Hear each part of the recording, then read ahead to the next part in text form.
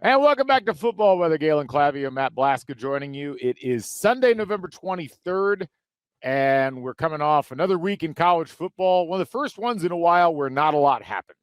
And so we're going to have probably not as long of a show as we normally would have because there's just not as many storylines coming out of this past week. So we're going to talk about the games that happened yesterday, and we'll give our merit poll. We'll give our thoughts on what we think the committee is going to do, and then we'll talk about the games coming up on Rivalry Week, which does have a lot of really important moving parts. Matt, good to see you. How you doing today? I'm good. We had some rivalry games yesterday, Stanford, Cal, some other ones as well. But certainly it was a lot left on the bone in terms of actual games. Obviously, the SEC had their cupcake week. But we did have a lot of going on in the SEC in terms of coaching. We had a coach officially fired for seems like the second time yesterday or the day before. So certainly we'll get into some of those other things happened as we had less on the field and probably more outside the field this week. Yeah, absolutely. And we'll just go ahead and talk about the coaching stuff and how it interacts with the calendar kind of in the middle of the show. But first, we're going to get to the games that happened over this course of this past week. But before we do that, just a quick reminder, we're brought to you by Homefield Apparel, your place to go for the finest in college fashions, the softest fabrics, the coolest designs. It's one of those things where, again, you're just seeing Homefield all over every stadium in America right now, and it's because they keep bringing up these awesome new designs. They're in their Black Friday sale right now, and you use that code, that Homefield 30 code, and you're going to get 30% off your Black Friday order. This is the best time of the year when it comes to Homefield. It also is a time of year where things disappear very quickly. So you want to get over there, get your stuff, because other people are jumping on it. Homefield Homefield 30 gets you 30% off for Black Friday.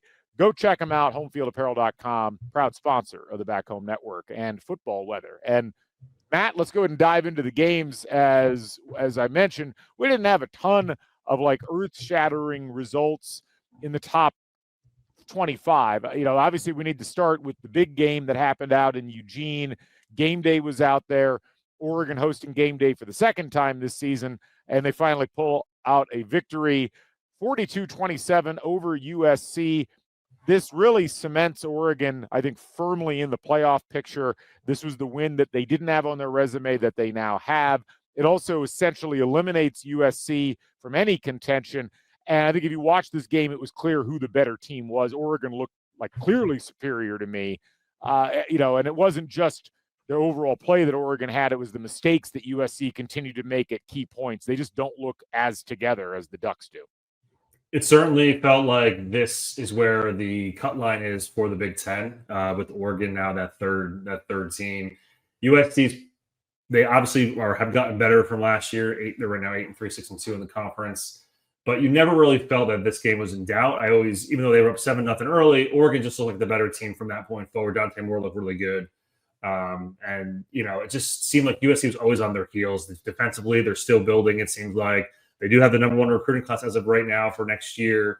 So it'd be interesting to see if Lane Kiffin, he was there at one point. Lincoln Riley hasn't he been at this point? Yeah, Lincoln Riley may finally get this thing going, it seems like. But certainly, we definitely saw where this line is drawn in the Big Ten, where we see a certain line with the playoff team. USC, like you said, is likely out and likely headed for a 9-3, 7-2 year, which is not bad from where they were last year. So we'll see where things land, but it certainly seems like they're going to be in that 15-20 range to finish the year. Yeah, I mean, obviously USC they beat Iowa earlier this year. They should have beaten Illinois. They had that game won at the end, and you really have to think about, gosh, if they have that win, it's a completely different picture. You've got 4 teams for the Big Ten solidly in the playoff at this point. As it is now, it's going to take Michigan beating Ohio State, and that may not even be enough for Michigan to get in at this point. I mean, it's but no, I agree. I think Oregon, even with all the injuries, and that might be the thing that I've heard talked about the least, missing a lot of weapons. 2 receivers, Yeah, a bunch of guys went down during the game, and they still were clearly better than USC. So I think Oregon, they're going to beat Washington. I feel pretty confident of that next week. And they'll be solidly – I mean, they could – it's interesting because I don't think that they could get to a bye, but I think they could get as high as 5th, depending on what happens with some other results. I think they compare very favorably to Georgia, honestly. Like, this is something that we haven't heard talked about a whole lot, but when you look at the range of teams and what they've done from a power perspective, I mean, Georgia's they've got an 8-point win over Ole Miss, and they've got a big win over a Texas team that isn't going to make the playoff. So again, I look at where Oregon's power numbers are. I don't think they compare unfavorably to Georgia. They probably won't jump above them, but Georgia could end up as a 4 seed depending on how everything goes. So it's a really interesting mix with all of that. Other games of note: Oklahoma 17, Mizzou 6. Bo Primmula comes back in this game and was clearly not ready, but I also was not terribly impressed with Oklahoma as a whole unit. Clearly a very good defense, but I also wonder how good their defensive performance was against that particular Missouri offense. Another one of those things where a lot of assumptions get made as far as the relative quality of what you're going up against. But Oklahoma, I mean, you got to give them credit. They really have rounded into shape where they have an array of really good wins on their record. Now, Mizzou and Tennessee being ranked, doing a lot of heavy lifting for actually for the whole SEC, but certainly for Oklahoma, you look at what they've done. I mean, Mizzou, Tennessee, Alabama, 3 in a row, and that essentially erases the Texas and Ole Miss losses from earlier in the year, and they have the Michigan win. So this gets added to the mix. I do wonder how long Mizzou remains ranked, because they shouldn't be at this point. It was interesting because I was thinking of watching this game. If Mizzou wins this game, it certainly probably helps Vanderbilt because that's their biggest win, because they would move up a little bit. It was a slog to watch. I watched way too much of this game, but it's certainly, Oklahoma had less than 300 yards. This is the second straight game. But that defense, I think I texted you, man, their front four is just unbelievable. Like, they are relentless. They showed it against Alabama. They showed it against Michigan earlier in the year. And certainly, Primmula probably coming back, that he had a couple drops from his receiver that didn't help one in the end zone. That certainly could have changed this game. And certainly that big pass when it was 3-0 Mizzou after the blocked field goal changed the entire game. So they made it 7-3 Oklahoma, and then they never really looked back, even though they didn't really score a lot, obviously, but it was just enough that I'm curious, as a playoff team, they're either going to be that right on the 8-9 cutoff or going on the road. It's going to be a tough out because they are really good defensively. I just don't know if they have enough offense. I mean, Mateer was 14 for 30. They ran for 103 yards on 32 carries. And they the same last week. I think we said that in the Alabama game, their longest drive was 45 yards. Right. So it's not like offensively they're going to scare anybody, but do they have enough to muster them to win a playoff game? And as of right now, I would say no, but they're going to be a tough out. They're an odd team because, as you mentioned, they've clearly turned in excellent defensive performances against Mizzou and Alabama. I just wonder, how did they give up 456 yards against Tennessee? How did they give up 23 points against Texas? They've had enough games. Ole Miss is another one where, in that game, Ole Miss racks up 431 yards against them. They're clearly good, and they clearly make it hard to run. I do think you can pass on them, and I do worry about their offense just not being able to deliver the goods in a game that's going to matter. But to me, they feel like incredibly matchup dependent in the playoffs. Yes. If they get a team that isn't great on offense, then I really like their chances to win that game. But I just wonder how many of those teams you're really going to run into in the playoff. I'm trying to, in the top 10 right now, who is it? There's really not a good, if you go by FPI efficiencies in the top 10, Texas Tech has the 30th ranked offense. They're a candidate. That'd be the one. Oklahoma. I mean, it's funny because Oklahoma is the worst rated offense of this entire cluster of teams in the top 25. They're 45th in offensive FPI efficiencies. So it's like Texas Tech, maybe Miami, because Miami's been pretty uneven on offense, but that's about it. And even Miami, I think, has shown some flash on offense that other teams haven't.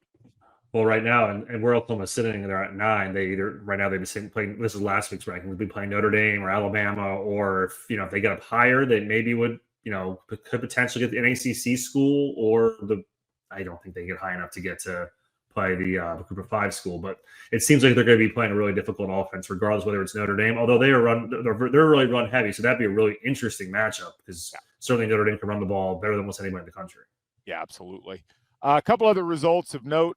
We'll take the Big 12 results in pairs here. BYU struggles a little bit, but ends up winning at Cincinnati 26-14. And then Utah has to come from behind and pull off some late game chicanery to knock off Kansas State at home 51-47. I mean, this essentially means that both of these teams likely stay put. Maybe a slight question about whether Utah stays ahead of Miami, but the power numbers love Utah. They're a top 10 team in FPI.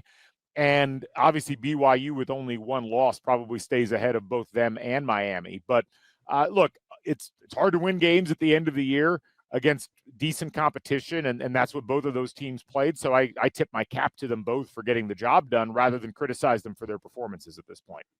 Yeah, I mean, the BYU performance, not a lot of passing yards from Beckmeyer, but certainly 49 rushes from the team for 265 yards.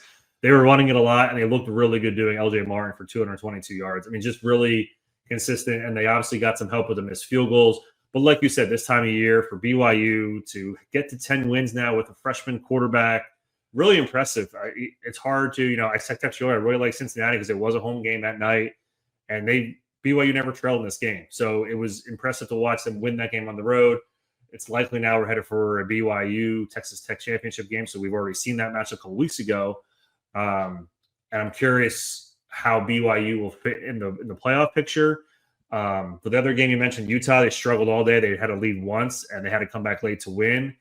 And we'll talk probably more about this, but it was a really uneven performance, giving up 400 and some rushing yards, whatever it was total. It was not something Utah needed yesterday. They needed another blowout, and they did not get it. Yeah. Georgia Tech, I think we can almost do the last rites on them. They're still technically alive, but a huge, very damaging loss at home to Pitt, 42-28. Pitt tried to give it away late in the game, but they end up coming up with the victory. Tech has just looked completely dead over the course of the last few weeks, and this happens sometimes. Teams – they get a hot start, and then you just start to run out of gas, and they've really looked like they've run out of gas 1-2 over the last 3 weeks.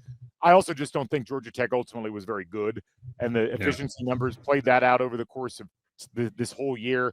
I mean, right now they're 46th in FPI. Yeah. They have the 104th ranked defense in the country. Like, those aren't accidental numbers. So great story, but I think they have less than zero chance of beating Georgia next week. And they could still make the ACC title game, but if they do, that's more of an indictment on the ACC than anything else. Right. Now we're going to, you saw their playoff hopes on that pick 6 for 100 yards go, because it was 28-14. They make it 28-21, and you're like, okay, Tech did win this game. And that kind of ended it. But it's unfortunate because they looked really good early on and certainly got a lot of credit earlier for that Clemson win, which didn't end up being as good as it was. But the loss to North Carolina State, where they gave up 48 points, and this one they gave up 42. They just never looked good defensively the last couple weeks, basically the whole month. Yeah. And now they got to go play Georgia, who had a scrimmage yesterday, but certainly is going to be a problem. Now we'll talk about this probably in a little bit, but does a Tech win help them? At this point I would say no, but I guess they maybe would still be in the mix. I don't know. Like, there's just so many teams clustered. I just can't. The Georgia Tech. I mean that. It's a fascinating thing. It'd be a neutral site win against a top 5 team. It has to help. I mean, that's not. I just was praising Oregon earlier. It's not that different from Oregon in terms of wins, but I think the problem for Georgia Tech is that they just do not have a profile. I just don't see it. Yeah. So but we'll talk about that when we get to the end. 2 more games actually I wanted to get to. Illinois climbs back into the top 25 and then embarrassingly loses at Wisconsin. I will say this Wisconsin team, much like Penn State, who also looked really good in a win over Nebraska, they kind of figured it out at the end of the season. And it's one of those things where you just wonder why they couldn't piece it together earlier on, but that was a comprehensive victory by the Badgers over Illinois last night.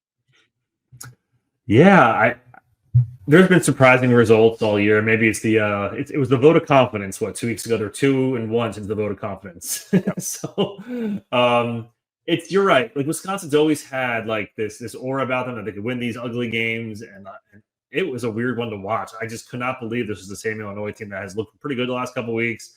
Wisconsin's looked okay, but like their quarterback was 9 for 11 for 75 yards, so it's not like they were throwing the ball over the field, but it was good enough to win. And Illinois has had a couple of these this year, just some real head scratchers, and certainly this does not help. It doesn't really matter for the Hoosiers or Ohio State at this point, but certainly that win is not going to be a ranked win anymore. Yeah. And then the last one I wanted to get to, Houston loses to TCU. Houston had also climbed up into the rankings. TCU ends up kicking a late field goal, comes away with the 17-14 victory. Just in terms of like what we make of the Big 12, it's, Houston had an opportunity if things had gone just right at the end of the season that they could have gotten in, but they end up losing that. And now solidly behind the top 4 teams in the conference. So that at least clarifies the picture a little bit there, which we needed. Yep. Yeah, the Big 12 seems like it's really down to the 4 teams. Arizona State's still in the mix too, I guess, right? So we're down to 4 teams. We had some questions that came in. You asked some questions on Twitter. Let me tackle the one first from Buff Komodo. Are Iowa and Illinois actually any good? Probably sort of, but it depends on how you're going to classify good. You look at the updated FPI. We'll start with that, and it would say Iowa is a top 25 team, that they are indeed good. They're 7-4, although they had to go to overtime to beat Michigan State at home yesterday. That did not help any of my wagering activities. I will say that.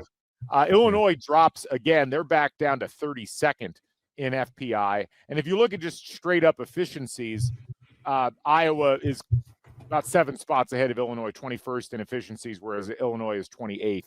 Here's the thing. I think Iowa is a really good defense that knows, and a team that knows how to put opponents into their style of play, which makes them look better overall. Whereas Illinois is just a team that has solidly, consistently shown that they cannot impose their will on hardly anybody over the course of this season, which is, I think, not too surprising for those of us who were watching Illinois last year and were wondering, like, why on earth are they being rated as high?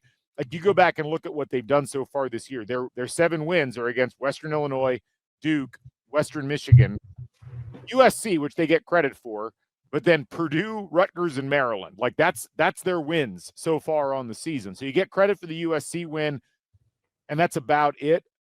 I think they're a fine team. I'd probably put them in the same general echelon as, say, a Tennessee, just in terms of their accomplishments. But I think power rating wise, they're certainly worse than Tennessee.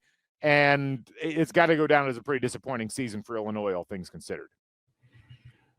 Agree. Yeah. To be 4-4, 7-4 overall at this point, to lose their 4 biggest games of the year, I guess the 3 biggest games, and losing to Wisconsin, the way they lost to Wisconsin yesterday is pretty disappointing. I think Iowa's, they're a result of their record, their schedule. They had to play Indiana. They had to play Oregon. They played Iowa State or tougher, early in the season. I know they've fallen off since, but they certainly had the tougher. They played at USC, so they've had maybe one of the tougher Big Ten schedules. How it's played out, and as we said last week, they were in every single game. I know this Michigan State game is close, but teams have those games. Every year. We just lauded Alabama for playing a close game against SC, who's not very good. So these things happen throughout the season. So Iowa probably feels more like a 9-3 team. They'll probably finish 8-4. But Iowa's certainly in that second tier with probably Washington and probably Michigan and USC this year in terms of the conference. Yeah, I would agree. Where Illinois is probably the next level now, just based on how things have shaken out for them. I'm not saying like they weren't, like the Indiana win or wasn't a big win, or the Ohio State blowing them out wasn't obviously big, but certainly they seem like they're in that third tier. What knocks both Illinois and USC down, and I think I might actually pair them. USC's got a better offense, but both of their defenses have just not been up to par. Both of their defenses right now are ranked below Penn State defensively, and Penn State has not had a great defensive season by their standards by any means. Washington's defense is ranked ahead of both Illinois and USC. Let me throw some questions here. HCA 53 asks, which conference title race do you think is most likely to be consumed by chaos on the final regular season Saturday. My money's still on the ACC, but I'm very curious to see how the American shakes out, as well as the Big 12. It's definitely the ACC. I wish they put all those games at the same time. And now I know for TV you're not going to do that, but that would just be incredible television. What soccer does, when they have the third group stage game, it's going to be great. I obviously you have two right now. I think it's Virginia and SMU winning in scenarios, but certainly if they happen to lose and somehow Duke gets in the mix, like that's really what I'm rooting for. Some way for Duke to get in. Yeah, no, I'll go with the AAC since you said the ACC, because the AAC does not have a clear tiebreaker. It's tied in part to the CFP rankings. And right now, if you look at their the standings and who's in position to be in the mix, there's 3 teams at 6-1 and 2 teams at 5-2. North Texas, Tulane, Navy, South Florida, and East Carolina. And they're all still alive, but none of them, I think, I don't think they play each other at the end of the season here. I don't think so either. Yeah. And it's interesting also because if you look at, FPI efficiencies, South Florida is rated as the best team. North Texas, though, I would actually say is the best team right now in this conference, the way that they're playing. People have been stumping for Tulane. There's an argument that Tulane is actually worse than Memphis overall in terms of how they played on the season. This is a mess. What's fascinating to me about it is all of this could end up being for naught, because if James Madison wins again and ends up ranked ahead of Tulane, they may end up being like maybe the Sun Belt that ends up getting into the CFP as opposed to the American. Like, it's still entirely possible. So I would say the AAC title game is the most in doubt, but I think obviously the ACC is the one that's got the weirdest combination of potential results, given that we just don't know who's going to win against who. Yeah, I think if Navy somehow got in, played that game, won the game, had to play Army the following week, and then playing the playoff the following week would certainly be an interesting scenario that I don't think they knew that it could happen, but that it actually could happen is really interesting. Let's go to another question here. Okay. I'm going to hold that for a second. Okay, Tobin asks, does the loser of the Big Ten championship get dropped to 4th to avoid an all Big Ten national championship? I think they would probably. I think the winner would be the 1, the second would be the loser would be 3. I think that's how it's going to fall. I don't think they're going to play them at 1 and 4 to avoid them playing before the final. Yeah, I think they'd actually rather avoid an all Big Ten semifinal if that's how it ended up working out with a 1 versus 4. Because look, as we saw last year, you can't predict what's going to happen in terms of the quarterfinals and semifinals. And I just ultimately, I don't think they're going to gain things that much. What I'm most curious about at this point is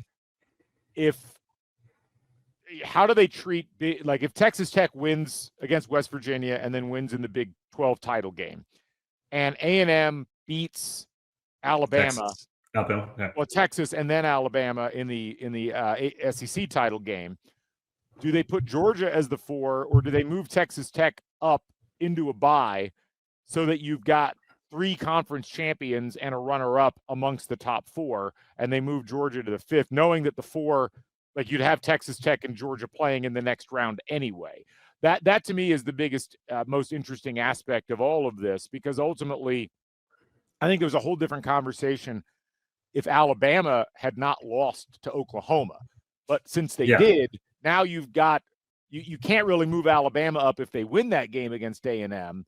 And that creates a whole nother thing. But if we just assume A&M is going to win through, then I think you end up with more of a scenario where they're not going to try to keep the Big Ten teams apart until the title game.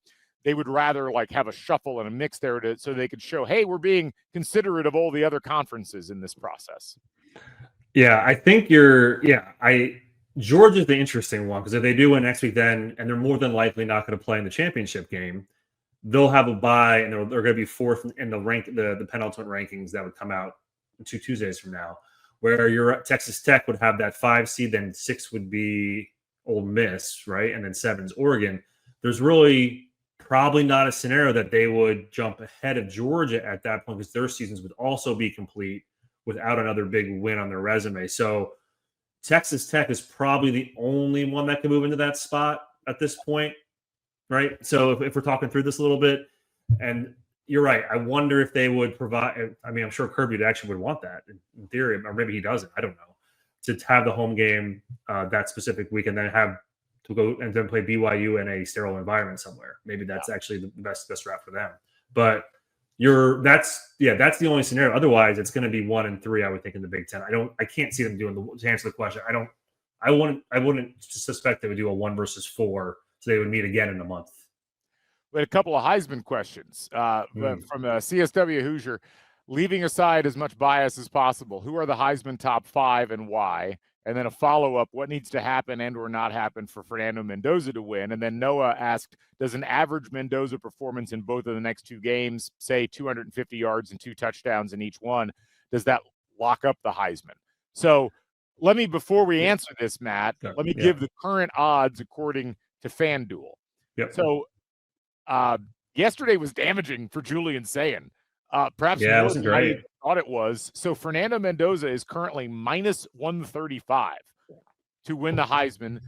Julian Sayin and Jeremiah Love and Diego Pavia are all plus 500. So they're all 5-1 odds. Marcel Reed's plus 1,200, and then Gunnar Stockton is plus 4,000. So he's essentially out of the mix. Do you agree with that top 5, I guess? Mendoza, Sayin, Love, Pavia, and Reed. And what what would happen at this point for the favorite to win or not win the Heisman?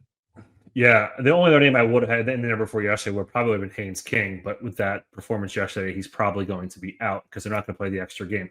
The one thing to remember about the Heisman and how it's shifted in the last 10 years, it really matters what they do on that final championship Sunday for the most part. Certainly, there's some circumstances that are not going to factor in. So you're going to have most likely a scenario where you're going to have Mendoza versus Sayin, right? So let's say that plays out. Let's say Mendoza has the better game. More than likely, he would be the winner of the Heisman Trophy. The other ones, Pavia is probably only going to get one more game, so he won't have that. He won't have that lasting impression. And then big game. It's a big game, though. It's very big, and he just came off his best performance. And I'm not really so. And if Vanderbilt gets the playoff, it's very similar to why you getting the playoff. Like they are the dredges of college football for the history of the sport, right? Yeah. So if he drags them to the playoff, that's an interesting conversation. Is it Pavia or Mendoza? Sayin certainly took a step back yesterday, but certainly can play himself right back into it because this is the caveat, they do play Michigan next week. And while Mendoza does play Purdue, it's not Michigan. So if Sayin has a big game against Michigan, which they haven't won that game in 5 years, and then they go and beat IU, that's where I think Sayin might have a good opportunity to win this thing. Yeah, it's a really fascinating thing. I mean, the thing about Sayin is that if they beat Michigan and then they win in the Big 12 or Big 10 title game, but it's a rush heavy. Certainly that can matter too. Yeah. That will matter. I mean, what damaged Sayin last week or this past week's game was just visually he didn't look nearly as accurate as he has with 2, all college football wide receivers, future first rounders. Future top 15 picks. And it just, Mendoza gets the benefit of not having to play this week. Now, they'll go up against a Purdue defense that I think he can throw on fairly easily. And then the question becomes, well, in the head-to-head, would Mendoza have enough of a lead that it wouldn't swing, a lot of voters? I also and I've felt this for a few weeks now, I feel like a lot of the people who would be considering Sayin are going to be looking at Jeremiah Love and being like, well, maybe I should be voting for him instead. Right. I don't think it's the same conversation between Mendoza and Jeremiah Love. Because again, Sayin, I think Sayin, the national perception has started to turn on him that he is not a system quarterback, but a product of having all of these weapons and all of this protection. Mendoza is viewed as being as doing things more on his own, and Jeremiah Love as a running back is just very physically impressive, and I think that's playing into it as well. So I agree. Look, I think Mendoza needs to have either 2 performances where it's 2 or 3 touchdowns and 250 to 300 yards, or one really big game out of these next 2. And I think that would probably be enough to carry him. But again, as you just said, it's a different voting environment now than it used to be. So I really don't know what people are going to prefer in this type of a season. Yeah, and I think we mentioned this last week. It's a very region-heavy voting system. So I just want to look it up real quick. There's 145 in each region, and 900, and so that's 870 college football media members and 57 Heisman winners and 1 fan vote. So there's 928 total Heisman votes out there. So the one thing to keep in mind is that with the Midwest, for example, it will be three of the top 4 will probably be from this area, or maybe 3 of the top 5, depending how it shakes out. So that's going to potentially split some votes. Now, so I'm not trying to say that none of those will win, but it's certainly going to change the voting structure in the West Coast, the East Coast, and South. That could certainly make it interesting. But if Mendoza has a great performance the next 2 weeks, it's not going to matter because he'll clearly win the Midwest going away. Well, and this is where when people were talking about why the moment that he had against Penn State was so important, that's why. Those voters saw that, yeah. That will resonate in a way that, frankly, Julian Sayin hasn't resonated so far because, and again, I think Sayin's done an awesome job. It's not me being critical of Sayin, but it's going to resonate in a way that I don't think Sayin's had that type of a moment. And whether or not you think that should matter, that does matter with voters that aren't in the region where the players are playing. And one last thing, these voters are sometimes very, very, very finical. They don't put any stock in the championship game. They will submit their vote next week. Yep. So some of them won't want to watch that game at all. Or like Galen said, they'll point to that Omar Cooper pass as like, oh, that's it. That's what I'm voting on. That was the Heisman moment. There's no criteria really, right, for this award. Yeah, it's fascinating to think that. We still don't know. Like and watching these odds go back and forth has been really fascinating going throughout this last month or so. It's just fascinating that Mendoza has opened up his biggest lead in the gambling markets in a week he didn't play. Right. It would be so cool if it is Mendoza versus Pavier, right? Just in terms of like the football, like savants of this sport. Like, what happened in 2025? I will note, and I'm glad you brought up the Michigan thing. Michigan's only allowed 300 or more passing yards through the air once this year. And that was against Nebraska, of all teams. Michigan's far better run defense-wise than they are pass defense-wise, even though they've had some good games against pretty good throwers. So I'm really interested to see how all that plays out and how Ohio State chooses to play, because that will have an impact on Julian Sayin's ranking going into that final week, if it even matters. Well, yeah, and I mean Ohio State hasn't been able to run the ball really effectively all year. They did better yesterday, but it was Rutgers, so it's a little different to look at. But it's one thing they've struggled with. It's their only knock as a team is they haven't ran the ball. So anyway, the last question that we'll have from this setup here. Let me find it real quick. It was, I want to find the person that actually asked the question.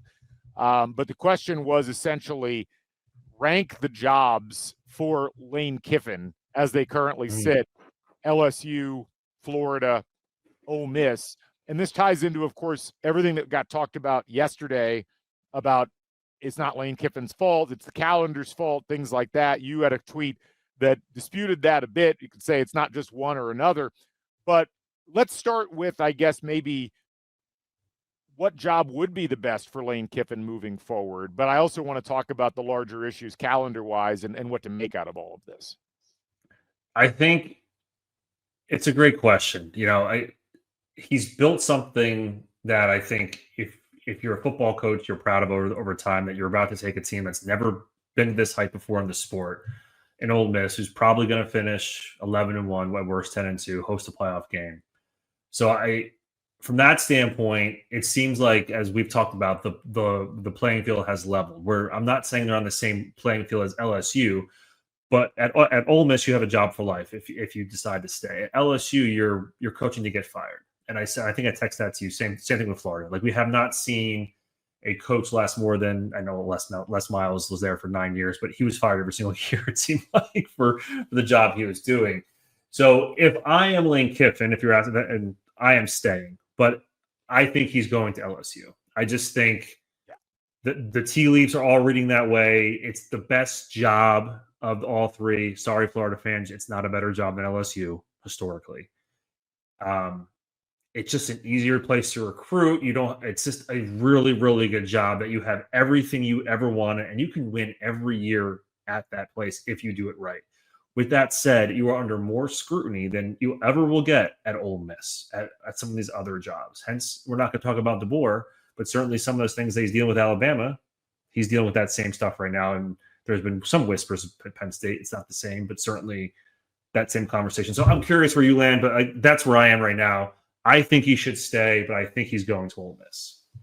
Oh, I think he's going to LSU. Sorry. Yeah, no, I think he's going to LSU. No question. Yeah, no, that's what I'm saying. Sorry. I think he should stay, but he's going to go to LSU. And look, I think ultimately everything that you just said is accurate. LSU is going to have more resources. They have a far more fertile recruiting ground. They have a better stadium. They have the sole attention of the state, and they have national championships that they can point to that they've won in everybody's lifetime. So you've got all of those things going for you. Now, I do want to say this. I think the biggest reason that Kiffin would take LSU right now is not any of those things. It is trying to read the tea leaves for the future in the next 5 to 10 years of what college football's landscape will look like from an organizational perspective, from a talent acquisition perspective. Like, where are you going to have the best chance, given that a lot of the rules and a lot of the things that people have gotten used to over the course of time have been upended by the fact that you don't have to rely solely on recruiting and your recruiting grounds as the place you get your talent. That you can go into the portal, you can pick off guys who aren't playing in certain places. It's meant that depth doesn't exist hardly anywhere except maybe Ohio State. Like you just, it's not the same kind of thing. Now, even with all of that, and even with the fact that Kiffin has managed to put together a team at Ole Miss that is clearly not just competing for the playoff, it'd be a big upset if they didn't get to the playoff. LSU provides the better long-term options for being able to compete financially for personnel. Mm-hmm. Yep. It's not a foregone conclusion, though. And this is, I think, this is where ultimately it is a better job if you do it well. And I think that's an open question with a lot of the coaches that are currently in the mix right now. There was an interesting segment in one of I think it was the Andy and Ari, the On3 podcast, where they were talking about Dan Lanning. And Dan Lanning's name is not coming up for a lot of jobs right now. He had this whole thing in the post-game press conference about how he's happy to be at Oregon. He has no desire to go anywhere else. And that's a guy who, he's barely lost since he got hired at Oregon. That's a guy that with his youth and with what his teams do and how they play, it's like that's a guy you would want to build around. You'd probably think of as a surer bet than Lane Kiffin, who, I mean, if you look at Lane Kiffin's history, it's pretty good, but there's a lot of capital being thrown at a guy that's never really won anything. And he's won at FAU. Yeah, FAU's only championships. Yeah. Right. And so is Lane, I think it's more of a, Lane Kiffin needs to cash in because it's harder to do what he's doing at Ole Miss, even in the current environment, than it will be at LSU. But if it was easy at LSU, if it was clearly a better job where the job elevates you to the point where you can actually win, we wouldn't be having this conversation because Brian Kelly would have done it already, or Ed Orgeron would have done it consistently. And neither of those things occurred. That doesn't mean that Kiffin can't do it, but I do think it's an interesting question mark about what is best for a coach. If you are close enough that you can piece things together and put a run through and get into the playoff, then maybe moving is not the best or most ideal thing, especially if the money you're being paid salary-wise is important. And yes, I do think LSU resource-wise is richer, but you have to be there as the head coach in order to actually capitalize on the riches that are being placed in front of you. Is it a foregone conclusion that you'll be able to do that at any of these SEC schools?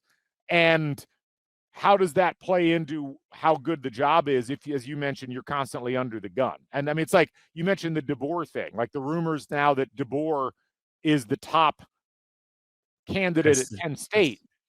What's better about being at Penn State than Alabama? If you're going to say, well, he's under less pressure at Penn State, based upon what exactly? Mm-hmm. Based upon them just firing James Franklin after the record he had over the last 10 years? Yeah, I think I think I text you. It's just a different fishbowl, right? Is the Alabama fishbowl worse than the Penn State fishbowl? Like, you're the only team in the state of Pennsylvania, right? I'm saying, so that's the difference. I had to look it up real quick. LSU's only been to the playoffs once. Yeah, And that was 2019, right? 2019, and that was it. Yeah. So, like, as good as of a job it is, that's the playoff now, 12 years old. Is that right? It's the 12th year of the playoff. So 1 appearance in 12 years, 3 different coaches. And I know, Les Miles won before that. And so it's a different environment at that point. And as you mentioned, a really good point is Lane Kiffin's a really smart guy. And he is probably looking at the future of the sport saying, LSU is going to be a lot more better position than Ole Miss will be, just because of where they are, how they operate. He's going to get the support. Not that he won't get it at Ole Miss. It's just a different animal. And you mentioned the recruiting. He's been the king of the transfer portal since it started in 2019 or 18, whatever year it was. He's been on top of it. He's always been looking for those guys better than anybody in the sport until probably Signetti came in the last 2 years for Indiana. So he certainly has been able to do a good job of balancing the talent while building this program. And he's going to have the best year in Ole Miss history with a win on Saturday, assuming he coaches the game on Saturday, right? It's just a really tough thing. And I know we're going to get into the calendar, which makes this really challenging. I think if you want to talk about that now, we can.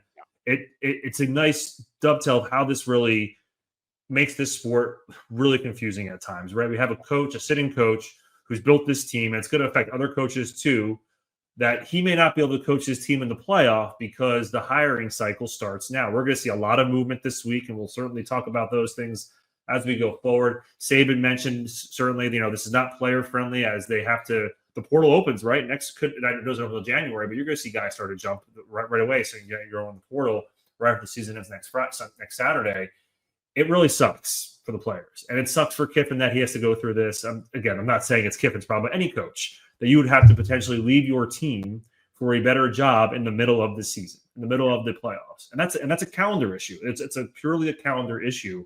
Is Kiffin making it harder? Yes, he could just say he's staying or leaving. If he's staying and he draws us out the next weekend, it's really ridiculous. If he's leaving, then okay, fine. I can see why you were not making a decision and you want to make sure the team is focused.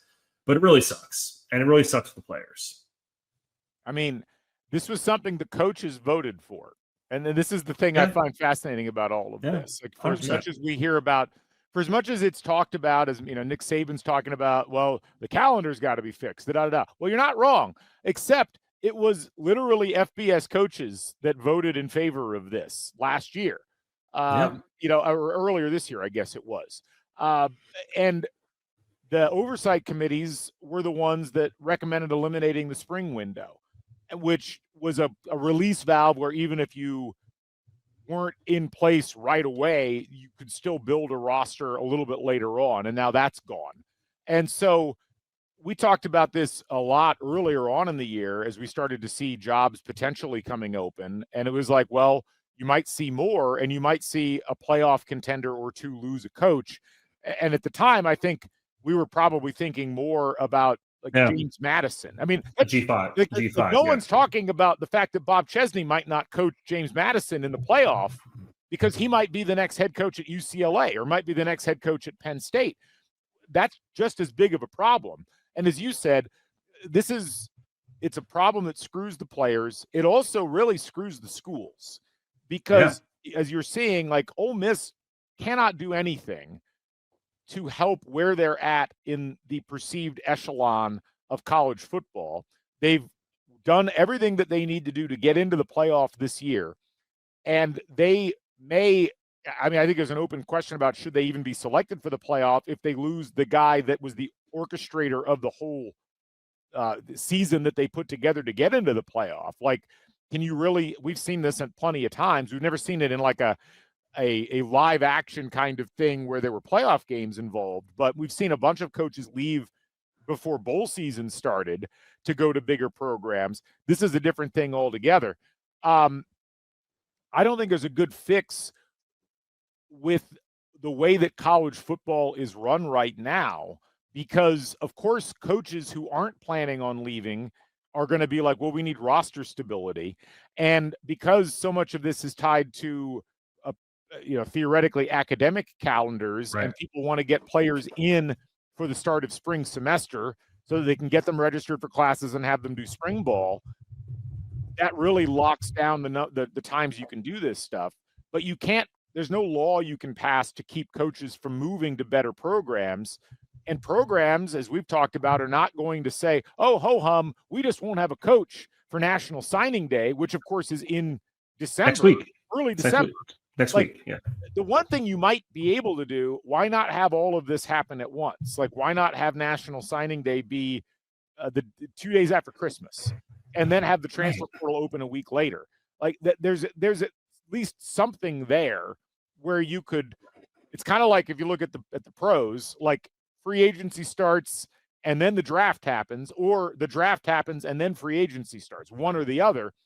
But that helps to dictate who is going to be on your roster. That doesn't have to be a month apart from each other. That could happen a little bit later. But again, a lot of it is dictated by this idea that people want to get high schoolers who are leaving high school early officially signed so that they can start in the spring semester. And so unless you're going to move the whole thing to where you don't allow any movement until after the spring academic calendar is over, I don't know that there's a good fix for this. So as much as I think we can agree in theory that the calendar is causing these problems for coaches and teams, there's not really a clear solution if you're also going to be handcuffed to the academic calendar. You're right. Unless this turns to a semi-pro sport, which we can both agree it probably is at this point, there's nothing you can really do outside of, moving the playoff up a week, making it more streamlined. So the semifinals are January 1st, and then you have the finals on January 8th. That still causes issues, but at least, and I remember hearing it, but I couldn't remember the date was. Next year's championship game is January 25th, next to 2027. That is ridiculous. Like, come on. Like, the leaders of this sport have never been about the athletes or the players going from conference realignment or anything.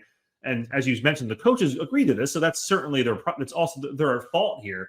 But we're going to see this. Like this week, you're going to see a lot of coaches either A, get fired because they need to find their next coach, or B, you're going to see a lot of hirings. Like, I am surprised Virginia Tech was the first to hire.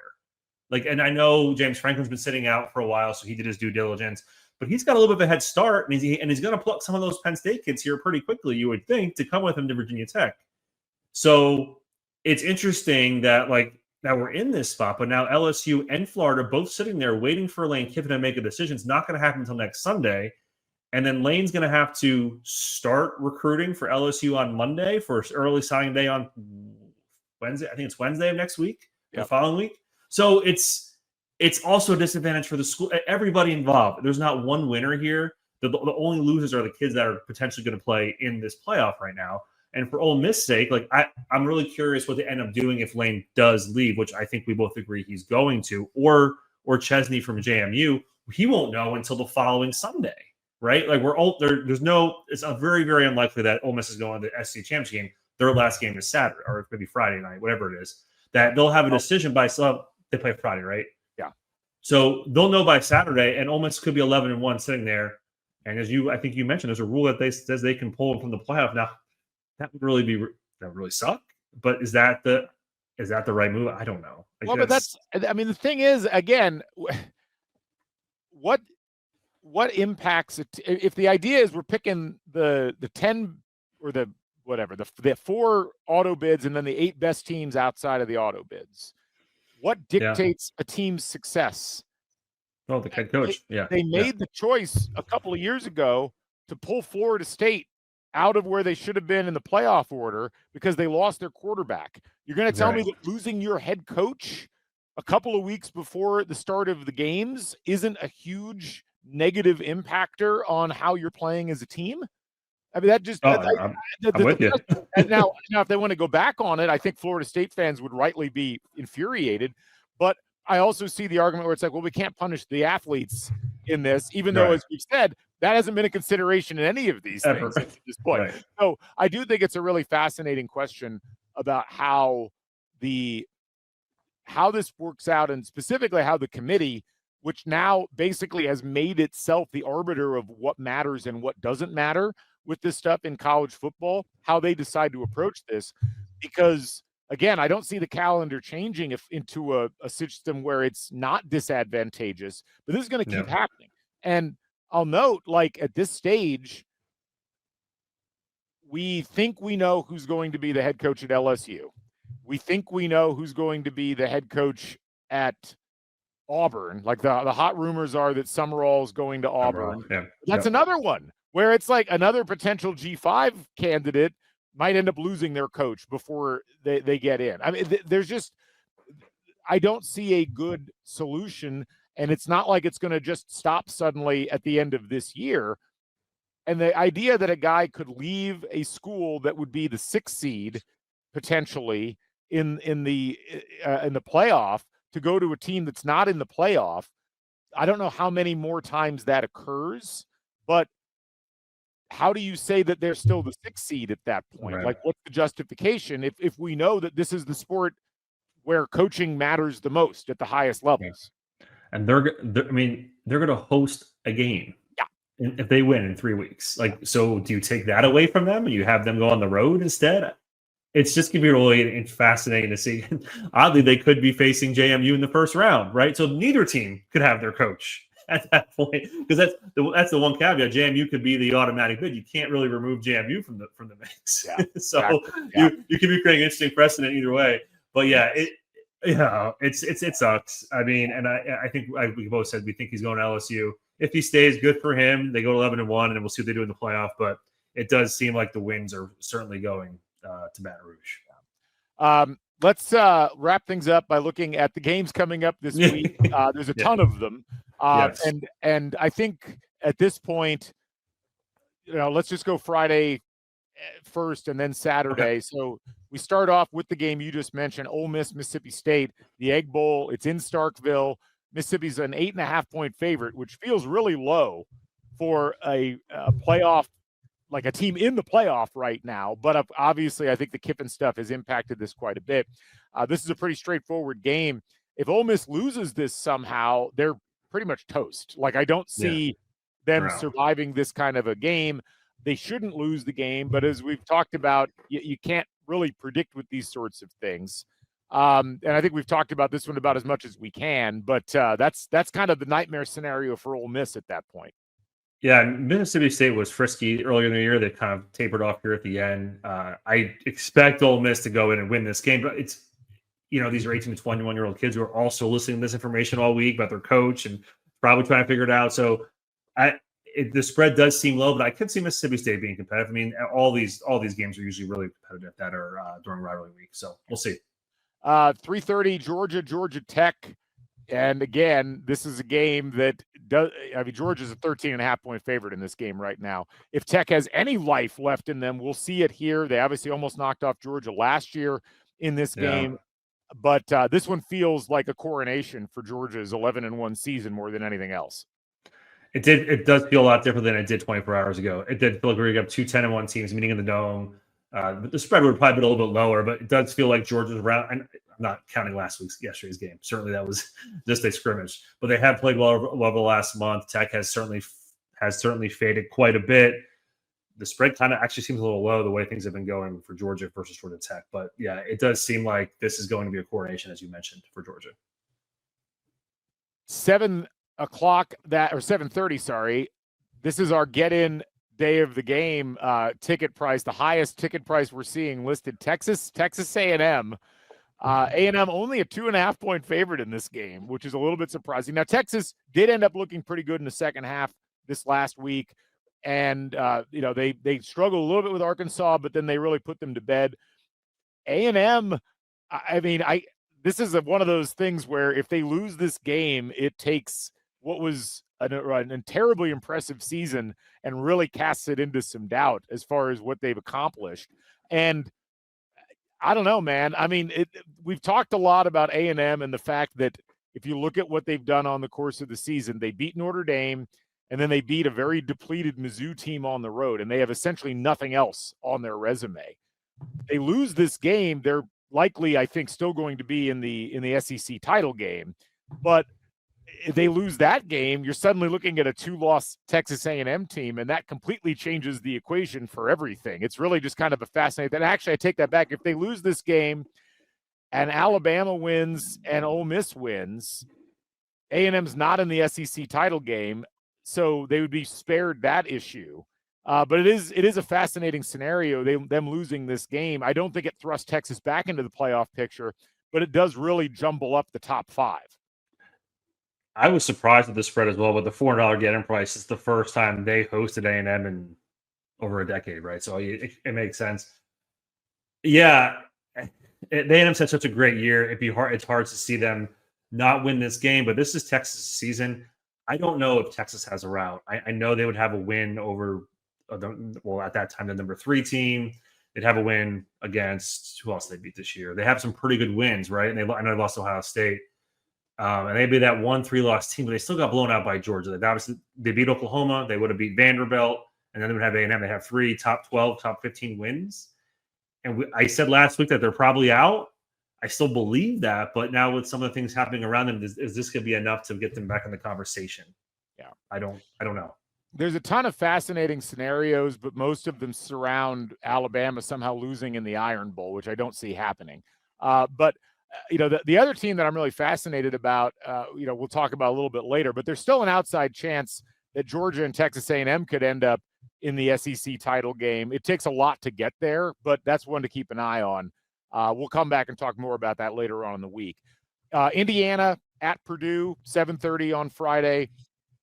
Hoosiers win, and they're in the Big Ten championship game. Right now, even if they lose, they're likely to be in the Big Ten championship game. This is a game Indiana needs to win comfortably. They're a 28.5-point favorite. And, it's tricky. It's a rivalry game. It's on the road. It's going to be cold. But Indiana won in worse weather conditions last year, albeit against a worse Purdue team. So I'm curious to see how Curt Cignetti and the team decide to attack this one. Yeah, coming up a bye week too, right? Indiana finally got a bye week after they played 5 in a row or 6 in a row before that. So it came at a really good time when they were starting to pile up some injuries. Huge spread. I would expect from everything I've been seeing as a Hoosier here, a lot of red and a lot of Hoosiers at that game. I know you're going. Yeah. So it does seem like Indiana will have their first perfect season going into the championship game the following Sunday. This is creeping me out that you're even sorry. It's all good. Last game on Friday of note, Arizona State. This game still matters in the Big 12 title race, in that Arizona State's, I think, still got a one path to get there. Arizona a favorite on the road in this game, but Arizona State's hung around. I mean, as tough as this season's been, they could go 9-3 and 7-2 in the conference if they end up winning this one. So I think this is a night game, 9:00 kick on Fox. This is one worth keeping an eye on. Yeah, fun game. Both teams 8-3. I'm not just familiar with their rivalry, but I'm curious how often it's actually happened where both teams have actually been pretty good. Both teams. Arizona State can stay in it, but Arizona can have a 9-win season. Yeah. Going to Saturday, obviously the big game, the one that leads things off. Ohio State at Michigan. Ohio State's 11.5-point favorite in this game. The over-under is 44.5. So clearly the odds makers are thinking that Michigan's going to have this game played in their style. I mean, I have a hard time seeing Michigan having a legitimate shot in this game. And yet there's just like little breadcrumbs of evidence with Ohio State maybe being banged up at receiver, with Ohio State's running game not being that good, with Michigan having kind of an offensive explosion against Maryland this last week. There's just a lot of little things here. I still think Ohio State should win this game comfortably, but I am endlessly fascinated by the potential drama that would come out of this one if they somehow lost. I know I said either Tuesday or Sunday. I don't think it's going to happen again, but they pulled me back in with Ohio State not playing well, and Michigan looked like the best they probably looked all year against Maryland, going on the road to winning that game. I know Maryland's not very good, but certainly the Michigan looked good, which I needed to see it. I need to actually see it. And so if this turns into a rock fight, this is where it gets really interesting, because this would be the same game last year. I don't think Ryan Day is going to let that happen again, because I think Ryan Day played right into their hands last year, and he knows it, and he's not going to let it happen. But as we said earlier, Ohio State struggles to run the ball, which Michigan's really good at run and pass defense, and that's an issue. So we'll see. But as you said, the spread's really low. It feels potentially like just, I don't know the final score was last year, but that 17-10 final score. It just seems like that's where we're going. Yeah, we'll talk more about that probably later on in the week. A couple other games of note in the early window: Miami at Pitt. We've talked about this one. Miami's got to win. This is step one of a multi-step process for Miami to get to the ACC title game. The weather's not going to be good for Miami in this game. It's in Pittsburgh. It's 32 degrees and snow. It's going to be cold. And I don't know that Miami has played. They haven't played. They didn't even play out of the state of Florida until late October. The SMU game. So this will be a shock to the system, I think, for Miami. We'll see how they manage it. I still like them in this game, although I don't see a line on this game right now. So we'll see if there's one that's line. Posted. Yeah. Go ahead. No, I was going to say, Pittsburgh really let you know, like the head coach a couple weeks ago let you know, the Notre Dame game does not matter. And he certainly showed that yesterday. Yeah. They got to a 28-0 lead. And this is, I mean, he wasn't wrong, but certainly now that they're in the mix, they do not control their fate, as we said earlier. It's Virginia and SMU do. But if one of them fall and Pittsburgh wins, Pittsburgh's going to Charlotte the following week. 3:30 window. You got LSU, Oklahoma. LSU 7-4, which I think people have forgotten about. And this is it's funny. Oklahoma is in almost the exact same spot that Ole Miss is, in that they're playing an inferior opponent that they should beat handily, but if they lose this game, they're donezo. Like, I don't see a scenario for them to get in. So it's one to keep an eye on. LSU has got they've still got a good defense, relatively speaking. Oklahoma struggled. I think they'll be fired up enough for this game. I'm not worried about Oklahoma too much in this game. They're a 10.5-point favorite. Not a lot of points expected to be scored in this game. The over-under is 38.5, which is like, when you get that and Iowa's not involved, you wonder what the hell's going on. But this feels like a game where one or the other of these teams is going to choke the other's offense out. I moved that game yesterday against Western Kentucky into the fourth screen I had on the quad box yesterday. And it was just as you, it was 13-10, and it was, I mean, it was a rough watch when I caught my eye. Oklahoma plays the same style, though, so I guess this is going to be a really kind of a slug 17-9 type game. Or Oklahoma should win, but like you're right, if they somehow stub their toe, that's it for Oklahoma, so they have to win this game. Yeah. The other SEC team that I'm fascinated about right now in terms of the playoff is Vanderbilt. So 9-2, 5-2 in conference. They travel to Neyland to take on Tennessee, who's still 20th. We don't know what the rankings are yet. We're doing this before the AP comes out. But they'll almost certainly be ranked in the CFP. Another win for Vanderbilt against a CFP-ranked team. They'll be 10-2, and they're at least in the mix at that point. I don't know if they would leap anybody, but that will be a more impressive win than some of the other teams around them will be picking up during the final week of the regular season. Yeah, they keep ranking Tennessee, so Vanderbilt might get that ranked when they need, to get to the 10-2. As we said earlier, it'd be great to see if Vanderbilt can somehow slide in. They just have a lot of rungs ahead of them that really need to fall for them to have an opportunity. And I really would never really thought that we'd have a 10-2, 6-2 in the SEC team not get in, but I think we're probably headed that way unless things break in front of them really, really well. Yeah, I mean, it's just tough because there's, they're significantly, I think, Oklahoma winning that game against Alabama kind of screwed Vanderbilt, because I think if Oklahoma's not in the mix and then Vandy finishes at 10-2 with a win over Tennessee, they're sitting right there and they're like, well, we should be in that same conversation in that the bottom three at-large teams, but it didn't work out that way for them. So only other games that I really wanted to spotlight this time around: Virginia Tech. It's a 7 p.m. kick, and as you mentioned, Virginia wins and they're in. And they should win this game because Virginia Tech is not very good. But again, rivalry game, and we've certainly seen stranger things happen in that series historically. Is that the last? I can't know if that's the last game of the day in the ACC, but certainly they'll have an idea of what happened between Pitt and there's one more behind them. I was going to get to that one as my last game. It's unranked match, but go on. Yeah. Okay. So they'll have an idea. At least some of the teams that have already played, and maybe a scenario. Not that's going to matter. I wonder if this is the highest price game in the history of Scott Stadium. $157 to get in price for the Virginia Tech game, of the spot in the ACC championship game. Like we said, they control their own destiny. I don't see a line yet on that game, but I'm sure it will come out here soon. Tech played Miami tough for a little bit there, but I would expect Virginia coming off a bye will be ready for this one to punch their ticket to Charlotte, just like we all thought was going to happen at the beginning of the year. Yeah, the unranked ACC matchups that matter. We obviously already talked about Miami Pitt, which is a ranked matchup. 3:30 p.m. Wake Forest and Duke on the ACC network. Duke, if they win this, it could potentially be up in that tie with a bunch of 6-2 teams for maybe second place or even a big tie for first in the ACC. So that game will happen before Virginia Tech, Virginia. But the other one that matters, SMU at Cal, it's an 8 p.m. Eastern kick on Saturday. And so that will probably almost certainly not end until after the Virginia game. And SMU will go into the game, will go into the game not even knowing whether or not they're playing for something. They could be if Pitt loses earlier on in the day. But if Pitt doesn't lose, if Pitt beats Miami, then it'll really depend on whether Virginia loses or not. So that's the calculus you've got to look at with that combination of games. So Virginia wins, they're in, right? And then SMU needs Pitt to lose. Is that what you're saying? Well, if Pitt wins, they're in because they'd be 7-1. And the best that anything, the only thing that happened there would be they'll either be the sole champ or they'd be tied with Virginia at 7-1.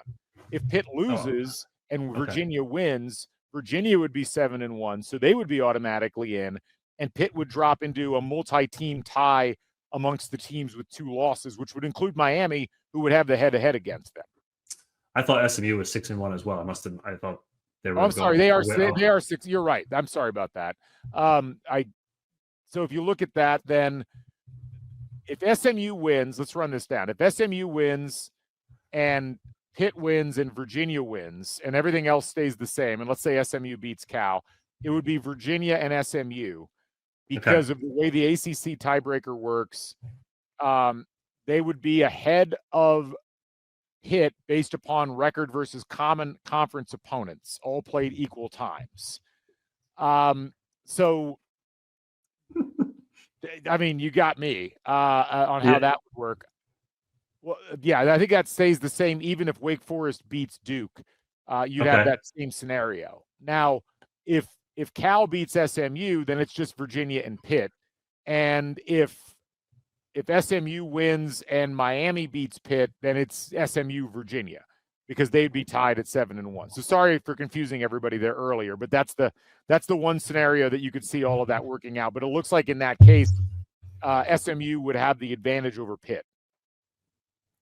Just like I said via text, this is a pretzel. We're just winding ourselves in trying to figure the ACC out.